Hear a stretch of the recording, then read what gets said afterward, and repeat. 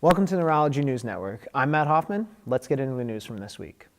The FDA has approved an sNDA for Oxcarbazepine extended release, marketed as Oxtellar XR by Supernus Pharmaceuticals, to expand the medication's current indication beyond the one of adjunctive therapy for the treatment of partial-onset seizures in adults and children ages 6 to 17 years. The treatment, now approved as a monotherapy, is the first novel oral once-daily extended-release formulation of Oxcarbazepine for the treatment of partial-onset seizures. It is available in 150 mg, 300 mg, and 600 mg extended-release tablets.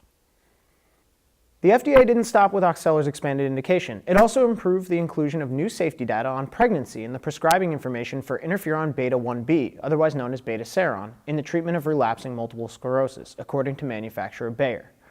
In addition to the observational studies submitted to the FDA, Bayer also provided data from its global and U.S. pharmacovigilance database of IFN beta, which included prospective data over several years on the risk of IFN beta for women who were or were planning to become pregnant.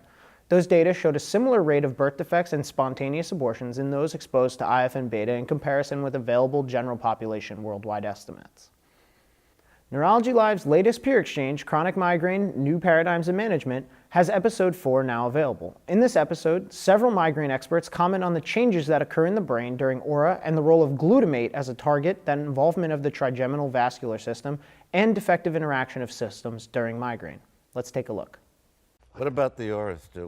What happens in the brain? Well, from a neurology standpoint in practice, it's always worth emphasizing that aura does not clinically accompany every attack of migraine or in every patient. Probably only occurs between 20 and 30% of patients.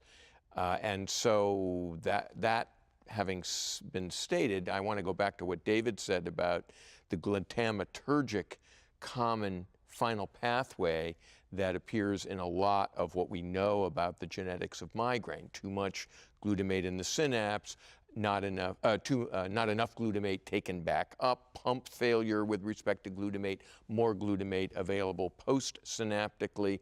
And what we know about aura is that the portal to aura probably is primarily activation of the NMDA glutamate receptor.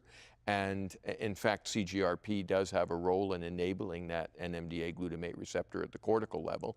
And so it is interesting to think about future targets with respect to aura in terms of having anti-glutamate effects.